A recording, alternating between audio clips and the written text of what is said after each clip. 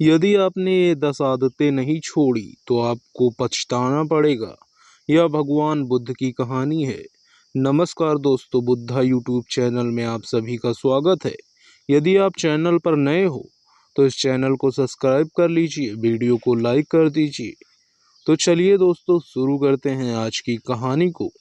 अक्सर कई बार हम अपनी लाइफ को लेकर बहुत ज़्यादा ही सीरियस हो जाते हैं। जैसे ही कुछ बुरा होता है तो हम उदास हो जाते हैं, और अगले ही पल अगर कुछ अच्छा घटित होता है तो खुश भी हो जाते हैं। हमारे विचार बहुत जल्दी बदल जाते हैं। हम यह नहीं सोचते कि जो कुछ घटित हुआ है वह हमारे लिए अच्छा है या बुरा। हमारे साथ जो घटना घटी उसका भविष्य में क्या प्रभाव पड़ेगा यह हमें खुद नहीं पता होता। दोस्तों, मन की इस व्यथा को दूर करने के लिए रोज हमें कुछ देर मौन रहने का अभ्यास करना चाहिए, जिससे हमारे मन में पैदा होने वाले हार्मोन के लेवल में कमी आएगी, जिससे हमारा मन शांत होता है और हमारे मन की व्याकुलता भी कम होती है, और उससे हमारे मन को असीम शांति का आभास होता है। तो चलिए बिना देर किए इस कहानी को शुरू करते हैं। एक समय की बात है, भगवान बुद्ध अपने शिष्यों को उपदेश दे रहे थे। तभी उनमें से एक शिष्य ने अपने गुरु से कहा कि गुरु जी, कुछ दिनों से मेरा मन शांत नहीं रहता है। मैं इधर उधर की बातों में उलझा रहता हूँ और मेरे मन की व्याकुलता बढ़ती जा रही है। बुद्ध ने कुछ देर सोचने के बाद अपने सारे शिष्यों को अपने पास बुलाया और कहने लगे, आज मैं बहुत महत्वपूर्ण बात बताने जा रहा हूँ। बुद्ध ने कहा, अगर आप सभी इन 10 मौक़ों पर शांत रहना सीख लेते हैं तो आप जो चाहोगे वही मिल जाएगा। आपकी ज़िंदगी में चमत्कारिक बदलाव शुरू हो जाएंगे। ज़रूरत से ज़्यादा बोलना या चुप रहना दोनों ही अच्छी बात नहीं है। जैसे ज़रूरत से ज़्यादा बारिश हो जाना या फिर धूप दोनों ही दिक्कत देती हैं, ठीक उसी तरह अनावश्यक बोलने से भी काफ़ी नुकसान होता है। बुद्ध कहते हैं कि पहला ऐसा मौका जहां पर व्यक्ति को चुप रहना चाहिए बिना किसी कारण के, अगर आपके पास कोई तथ्य नहीं है तो वहां चुप रहने में ही भलाई है। चुप बैठने से दिमाग में कई कोशिकाओं का निर्माण होता है और ज्ञान की वृद्धि होती है। बोलने में भलाई वही है जहां आपको किसी चीज़ के बारे में पूरा ज्ञान हो। अगर आप बिना तथ्य के कहीं बोलते हैं या फिर बेवजह बोलते हैं तो आपका वहाँ मजाक भी बन सकता है। अगर आपके पास उन बातों को लेकर कोई जानकारी नहीं है तो वहाँ पर शांत रहने में ही भलाई है, और साथ ही साथ लोगों का भरोसा भी आपसे उठ सकता है। इसीलिए ऐसी जगह पर शांत रहो जहाँ तुम्हें पता ना हो कि क्या बोलना है और क्या नहीं। कई बार कुछ लोग ऐसे होते हैं जो हर जगह अपनी उपस्थिति बताने लगते हैं। उन्हें पता ही नहीं होता कि हमें क्या बोलना है, लेकिन फिर भी बोलते जाते हैं, और फिर बाद में दूसरे लोग उनके जाने के बाद उनका मजाक उड़ाते हैं। जब तक आपको किसी बात की जानकारी नहीं है, उसके बारे में पता नहीं है, तो वहाँ चुप ही रहना ज़्यादा समझदारी है। गुरु ने आगे कहा, दूसरा ऐसा मौका जहाँ पर व्यक्ति को चुप रहना चाहिए, अगर आपके शब्द किसी को मानसिक ठेस पहुँचा रहे हैं तो वहाँ चुप हो जाना चाहिए। जहाँ पर आपको लगे कि आपके शब्दों से सामने वाला व्यक्ति दुखी हो रहा हो तो वहाँ पर आपको शांत हो जाना चाहिए। कमज़ोर व्यक्ति के बारे में कुछ भी बोलकर आप महान नहीं बन सकते। महान तभी बनेंगे जब आप किसी कमज़ोर का साथ देने में मदद करेंगे। कई बार ऐसा होता है, कुछ लोग अपने से छोटे व्यक्ति को भला बुरा कहते रहते हैं, और सामने वाला इंसान तो पद में आपसे छोटा या फिर आपसे कमज़ोर है, आपको कुछ नहीं बोलेगा, लेकिन आप उसकी नज़रों में गिरते चले जाएंगे। हो सकता है कि कल वह आपसे पद में बड़ा हो जाएगा, तो आज जो रवैया आपका उसके साथ है, आने वाले समय में वह भी आपके साथ वही रवैया अपनाएगा। आप किसी को नीचा दिखाकर बड़ा नहीं बन सकते। अगर बड़ा बनना है तो अपने से छोटे लोगों की इज्जत भी करना सीखें, और उनका सम्मान करें। साथ ही साथ बड़े लोगों का भी सम्मान करना चाहिए। कुछ लोगों को लगता है कि अगर वह अकड़ कर बोलेंगे और सामने वाले को नीचा गिराने की कोशिश करेंगे तो वह बड़े बन जाएंगे, तो यह उनकी सबसे बड़ी भूल है। बड़े होने की बजाय आप उनकी नज़रों में गिरते चले जाएंगे। गुरु ने आगे कहा, इसीलिए शिष्यों, तुम सब भी आदर भाव से बोलना ताकि तुम्हारी बात लोगों को अच्छी लगे। वह कोई भी हो सकता है, जैसे भाई बहन, माता पिता, मित्र इत्यादि। संबोधन शब्दों का इस्तेमाल जरूर करना, इससे तुम्हारी मान प्रतिष्ठा तो बढ़ेगी ही, साथ ही साथ लोगों की नज़रों में तुम समझदार व्यक्ति बनते जाओगे और इससे तुम्हारे मन की व्याकुलता भी कम होगी। गुरु ने आगे कहा, तीसरा मौका जहाँ पर व्यक्ति को चुप रहने में ही भलाई है। क्रोध या घृणा करने वाले लोग, जब कोई अपना या सगा संबंधी आप पर क्रोध करता है, यह आपका अपमान करता हो, तो उस वक्त चुप रहना चाहिए। जब उसे अपनी गलती का एहसास होगा तो वो खुद आपसे माफ़ी मांग लेगा। लेकिन अगर आपका कोई सगा संबंधी आप पर क्रोध कर रहा हो और आप उस समय शांत हो, तो यह आदर सम्मान देने की निशानी होती है। इससे न कोई छोटा होता है और न ही बड़ा। अगर आपको क्रोध आ रहा है तो आप या तो वहाँ से किसी और जगह चले जाइए या फिर चुप रहें। क्रोध करने से आपके रिश्ते खराब होंगे। क्रोध करने से हमेशा क्रोध करने वाले लोगों के साथ हमेशा बुरा होता है। गुरु आगे कहते हैं, तो हमारा गुस्सा हमारे शरीर को अपने वश में कर लेता है और गुस्सा ध्यान से खत्म होता है। इसीलिए आप प्रतिदिन ध्यान की मुद्रा में बैठते हैं तो आपका गुस्सा आपके नियंत्रण में रहेगा और प्रतिदिन ध्यान का अभ्यास करने से आपके शरीर में जो हार्मोन्स गुस्से को बढ़ावा देते हैं वह सब तुम्हारे नियंत्रण में रहेंगे, जिससे शरीर गुस्से पर आसानी से काबू पा लेगा। लेकिन एक तरीका यह भी है कि जब भी आपको गुस्सा आए तो आप यह समझने का प्रयास करो कि क्या मेरा गुस्सा जायज़ है या नहीं, हमें वहाँ पर बोलना चाहिए कि नहीं।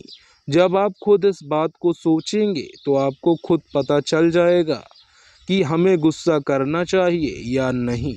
फिर भी अगर आपको गुस्सा आ रहा है तो आप वहाँ से हटने का प्रयास करें, वहाँ से दूर चले जाना। धीरे धीरे समय के साथ आपका दिमाग शांत हो जाएगा। गुरु ने कहा, चौथा ऐसा मौका जहाँ पर इंसान को बहुत ही समझदारी के साथ काम लेना चाहिए, वहाँ पर आपको चुप रहना ही चाहिए। जहाँ पर उस मुद्दे से आपका कोई संबंध न हो। अगर आपका किसी मुद्दे से कोई संबंध न हो तो वहाँ आपका चुप रहना बनता है। बिना किसी वजह अगर आप दूसरों के मुद्दे पर बोलेंगे तो यह आपके लिए अनिष्टकारी होगा। इससे केवल और केवल आपका ही नुकसान है। जल्दी आप किसी भी दो लोगों के बीच हो रहे विवाद में जल्दी अपना टांग ना अड़ाएं। अगर सामने वाला आपको बुला रहा है अपना झगड़ा शांत करवाने के लिए तो ही आप वहां पर जाएं। किसी की व्यक्तिगत जिंदगी में दखल नहीं देनी चाहिए जब तक कि वह व्यक्ति आपको नहीं बुलाता है। झगड़े को शांत करवाने के लिए कुछ लोग फालतू में दूसरों के विवाद में कूद पड़ते हैं।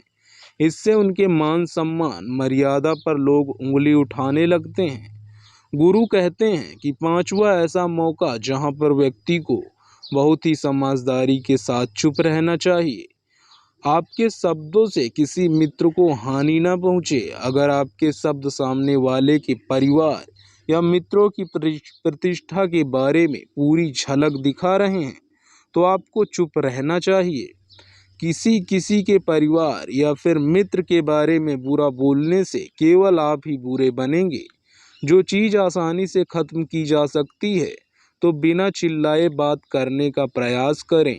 अगर आप बिना चिल्लाए कोई बात नहीं कर सकते हैं तो आपको चुप रहने में ही भलाई है। किसी पर चिल्लाने से आपके व्यवहार में बारे में पता चलता है। ज़्यादा बोलने से चीज़ें हमेशा खराब ही होती हैं। कई बार कुछ रिश्ते ज़्यादा तेज बोलने की वजह से टूट जाते हैं। इसीलिए अपनी आवाज़ में मीठापन लाएं, अपने शब्दों से आपके दोस्त को हानि न पहुंचाएं और मजाक को भी कम करें। अगर आपके शब्दों से किसी का अनादर हो तो मजाक को भी हमेशा शब्दों के मायने में ही रखें। जहाँ किसी को शब्दों से चोट लगे वहाँ चुप हो जाइए। ज़्यादा बोलने से हमेशा नुकसान ही होता है।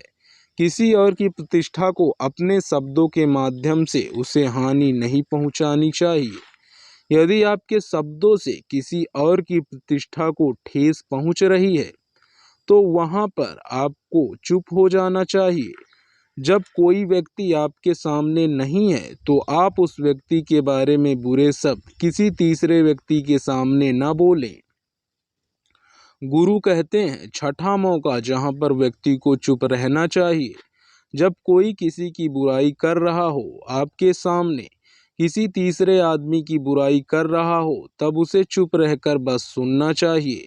अपनी राय व्यक्त नहीं करना चाहिए, क्योंकि जो आज आपके सामने किसी तीसरे की बुराई कर रहा है वह कल किसी और के सामने आपकी बुराई भी कर सकता है।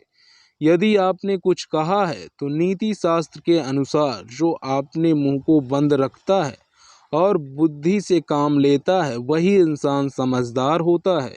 बिना जरूरत के बोलना, किसी के बारे में या किसी के बीच में बोलना, यह गलत बात है।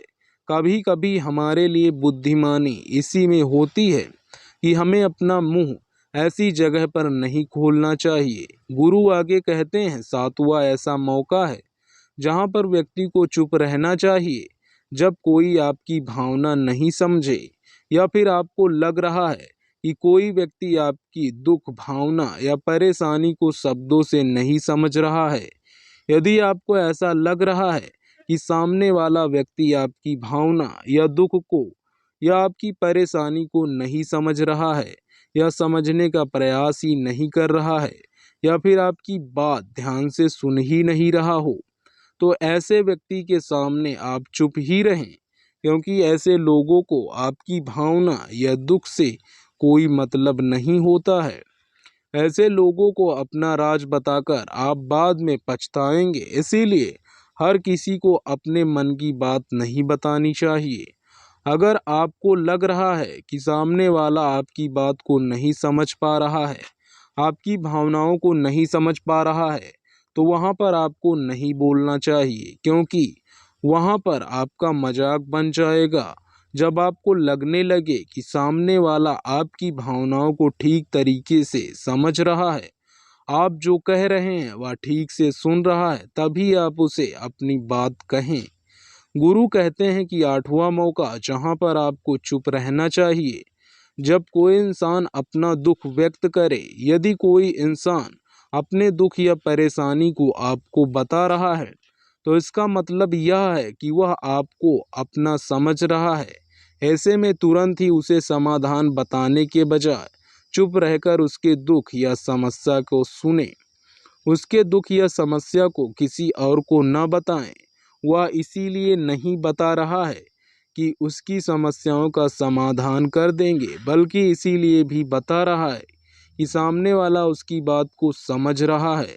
कई बार बताने से दुख कम हो जाते हैं। आपको अपना दुख इसीलिए बता रहा होगा कि उसे लग रहा है कि आप उसकी बात को समझ रहे हैं। दुख बांटने से कम हो जाता है। इसीलिए जब कोई व्यक्ति अपना दुख आपसे व्यक्त करे तो आप व्यक्ति की बात को बहुत ही ध्यान से सुने, ताकि उसके दुख कम हो जाएं, उसके मन का बोझ हल्का हो जाए, क्योंकि उसके मन में जो भी बातें थी वह आपको सब बताएगा तो उसके मन को शांति मिलेगी। गुरु आगे कहते हैं नवीं जगह जहाँ पर आपको चुप रहना चाहिए, जहाँ पर दुष्ट प्रकृति के लोग रह रहे हों और गाली गलौज कर रहे हों, तो आप वहाँ पर मत जाइए। ऐसी जगहों से आप चुपचाप निकल जाएं, क्योंकि जिसकी जबान खराब होती है, जो दुष्ट प्रकृति के लोग होते हैं, उनको आप ऐसे समय में नहीं समझा सकते। जब उनका दिमाग पूरी तरह से शांत हो जाए तभी वह आपकी बात सुनेंगे। इसीलिए जहाँ पर दुष्ट प्रकृति के लोग आपकी बात को ना मानते हों और ना ही सुनते हों, तो आपको वहाँ से नहीं बोलना चाहिए। गुरु कहते हैं कि 10वां ऐसा मौका जहां पर आपको शांत हो जाना चाहिए। अपनी सफलता का राज हर किसी को ना बताएं। कई बार होता है कि कुछ लोग जो सफलता को बहुत ही जल्दी अर्जित कर लेते हैं, वह हर जगह अपनी सफलता का ढिंढोरा पीटने लगते हैं। ऐसे में क्या होता है कि कई लोग आपकी सफलता से खुश नहीं होते हैं। अगर आप अपनी सफलता का जबरदस्ती लोगों में ढिंढोरा पिटवा रहे हैं, तो लोगों की नकारात्मक ऊर्जा आपको प्रभावित कर सकती है। जब आप सफल होंगे तो सबको पता चल जाएगा कि आप सफल हो गए हैं। ढिंढोरा पीटने से नुकसान आपका ही होगा। इतना कहकर गुरु ने कहा, शिष्यों, आज के लिए बस इतना ही। अगर आपको यह कहानी पसंद आई हो तो इस वीडियो को लाइक करें, अपने दोस्तों परिवार के लोगों के साथ शेयर करें। दोस्तों, यदि आपने अभी तक हमारे चैनल बुद्धा को सब्सक्राइब नहीं किया है तो सब्सक्राइब कर लें। इस चैनल पर हम ऐसी ही कहानियाँ लाते रहेंगे। तो दोस्तों, तब तक के लिए बाय, धन्यवाद। आप सभी अपना ख्याल रखें।